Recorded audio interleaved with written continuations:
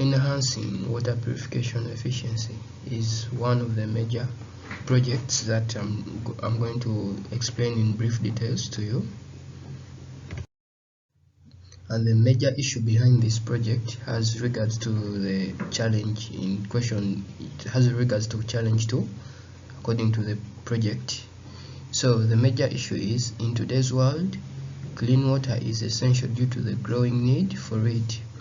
What do we mean here? That water purification systems play a vital role in providing safe drinking water for homes and industries at large. But however, conventional water purification systems often come with hidden costs, and these hidden costs probably include the greenhouse gas emissions that we are going to look at further in brief details. Reducing greenhouse gas emissions in water purification. How do we get to this? How do we get to understand this? That in addressing the imperative to reduce the greenhouse gas emissions, number one, optimizing water purification processes offers a significant potential to reducing the greenhouse gas emissions. Then number two, implementing advanced technologies such as membrane filtration and reverse osmosis can curtail energy intensive methods. That's as a solution number 2. We go to solution number 3, adopting renewable energy sources for empowering purification plants. These renewable energy resources, these are energy efficient methods which can reduce on the frequent consumption of energy of other energy resources or burning of other fossil fuel, and giving a huge potential for the further reduction in the greenhouse gas emissions due to the reduced movement or due to the reduced burning of energy from other sources. Then solution 5, we are having implementing comprehensive monitoring and management system aids in identifying areas for improvement, and this goes hand in hand with product designs, as we shall look further ahead. And here we come with our solution. With our solutions in place and implemented, we anticipate a significant decrease in greenhouse gas emissions, improved energy efficiency, and reduced water usage, contributing to a more sustainable industrial ecosystem. And amongst the proposed solutions we looked at, we shall begin with process improvement. And process improvement below comes with optimization of maintenance schedules and procedures through predictive analytics and AI-driven decision-making systems, which enable the entire facility to maintain or monitor the performance and the work rate of the different water systems channels through a detailed technology or through detailed software systems. Then another solution, you can look at the remote technology. Under remote technology, we have implementation of advanced remote monitoring and control systems for the water infrastructure. These are the technologies which enable the monitoring of the linkages between the systems, monitoring of the lifespans, and so much more. Then away from that, we can talk about the innovative water purification. And the innovative water purification below comes with the development and deployment of cutting-edge water purification technologies. For example, the advanced AI softwares which can enable us navigate through the systems to be able to see, basing on previous research, what are the best ways we can improve the system. How our solution works.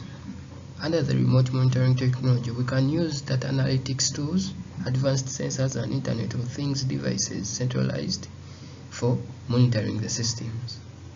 Then process optimization. Under our process optimization, we have utilization of predictive maintenance algorithms and machine learning models, which enables the smooth optimization of the entire system. Then under the innovative product designs or the efficient designs, we have designing products with built-in diagnostics, self-cleaning mechanisms, an integration of sustainable materials or modular designs and recyclable components, which reduces on the breakdown of the components, or reduces on the, or in other words, increases on the lifespan of the installed systems in the water management system. Then we have the education, and we have the training and education as a solution. And how does it work? We have comprehensive training programs that can be provided for the water purification operators and all different professions in the water cycle or in the water management system. Then we have raising awareness amongst industry professions. Then furthermore, we are having a detailed breakdown of the solutions we have from explaining above, the remote monitoring and predictive maintenance. We have to get further into it and understand what does it bring about, how does it solve the problem, how does it reduce on the greenhouse gas emissions. So number one, I'll begin with the remote technology and what are its benefits. Under the benefits, we have reduced waste due to the early detection of the inefficiencies and potential failures, which prevents unnecessary water treatment cycles and the membrane replacements and chemical use. That's the benefit of the remote technology. And it also brings about improved energy efficiency through optimizing pumping, filtration and disinfection processes based on real-time data and minimizing wasted energy. Then it lowers the greenhouse gas emission. How? There's reduced energy consumption, which translates directly to a lower greenhouse gas emission. Then when you look at the quantitative assessment side of the remote monitoring system into the solutions, we are looking at a local water treatment plant in my country, a local water treatment plant in my country, which has 5 unnecessary water treatment cycles per year due to the undetected inefficiencies. And how do these cycles revolve? Each cycle uses 1 million liters of water and consumes about 1000 kilowatts of energy. By implementing remote monitoring, these cycles can be reduced by 70%, which downscales to 3.5 cycles. This translates in water savings of 3.5 million liters and energy savings of 350 kilowatts per year. Using industry averages for water treatment, 0.8 kilometers of carbon dioxide per meters cubed, and electricity generation, 0.5 kilometers of carbon dioxide per kilometer per kilowatt per hour. This translates to a reduction of 5.6 tons of carbon dioxide emissions annually. We have the innovative product designs or the efficient designs. Under that, we can look at the smart membrane cleaning systems, developing a cleaning or a safe regenerating membranes that minimizes the need for chemical cleaning and membrane replacements. How does it benefit, or how does it reduce the problem in question? For example, there's reduced waste due to elimination of the use of harsh cleaning chemicals and disposal of used membranes, both of which contribute to environmental pollution. Then there's also extended lifespans due to the reduction in the frequency of the membrane replacements, minimizing waste generation and resource consumption. When you look at the quantitative assessment side of the innovative product designs, I will still take the same water treatment plant in my local country, which replaces the membranes twice a year, generating 100 kilograms of waste per replacement. The smart membranes could potentially double the lifespan, reducing waste by 50%, which is 100 kilograms per year. Additionally, eliminating chemical cleaning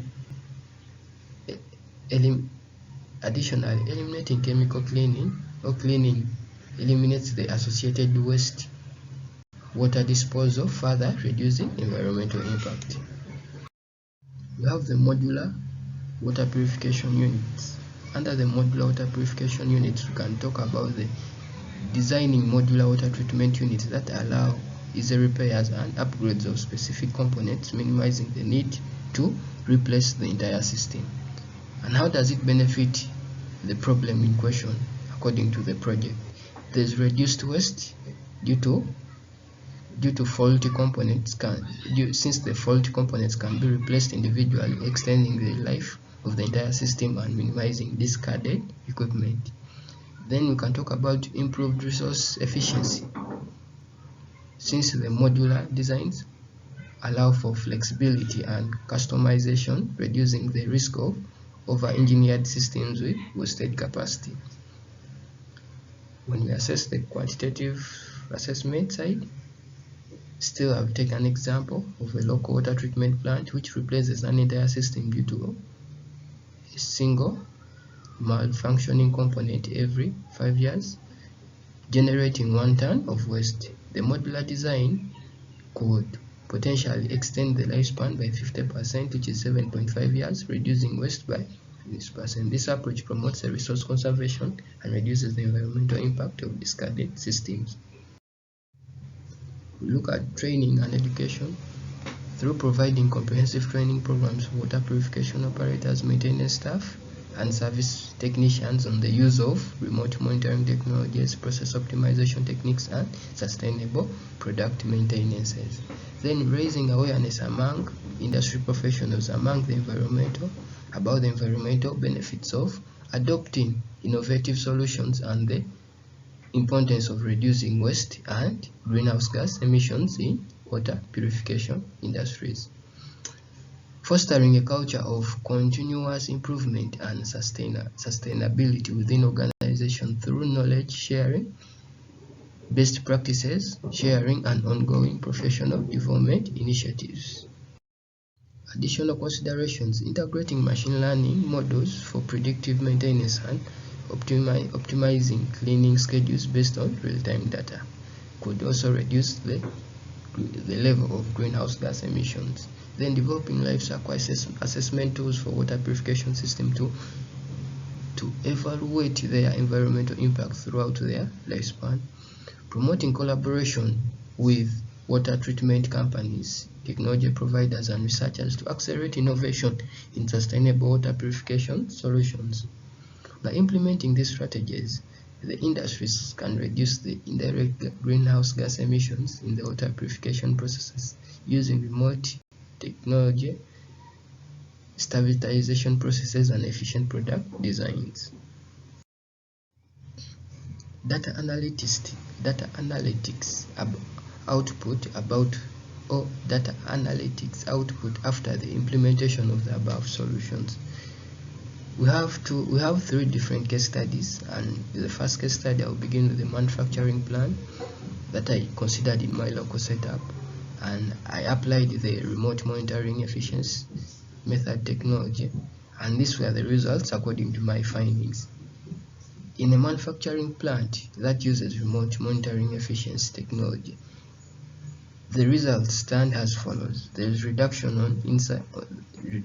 in on-site service costs by 50%, then predictive maintenance accuracy of 90% due to the importance of the remote monitoring system or the technology, and as well as the reduction in the greenhouse gas emission due to reduced transportation by the vehicles. Then energy savings equivalent to 8% annually. Then case study 2 looks at the municipal water treatment facility implementing the stabilization impact, and these are the results as follows. The service routine optimization stands at 30%, reduction in service-related gas consumption, product lifespan expansion increased by 20%, resulting into a greenhouse gas reduction due to reduction in service-related emissions by 25%, and manufacturing emissions lowered by 15%. So consider case study 3, which looks at the food processing plant, which implements the efficient designs contribution, and these are the results. There's energy consumption reduction by 30%, improved operational efficiency by 20%, and reduced greenhouse gas emissions by 35%. In a nutshell, industries can significantly reduce waste generation in water treatment processes and minimize their environmental footprint and contribute to a more sustainable future. Furthermore, in summary, integrating remote monitoring, stabilization processes and efficient designs into the water purification systems offers a multifaceted approach to reducing indirect greenhouse gas emissions by optimizing operational efficiency, minimizing waste, and extending product lifespans. Industries can significantly lower their carbon footprint while promoting sustainable water usage practices. These measures not only benefit the environment but also enhance operational resilience and long-term cost savings for businesses. Thank you. That was my presentation. I still remain Leku Gerard with my contacts as listed below, and I represent the Clothes Initiative. I represent a group of Clothes Initiative for Sustainable Climate as a group leader. Thank you.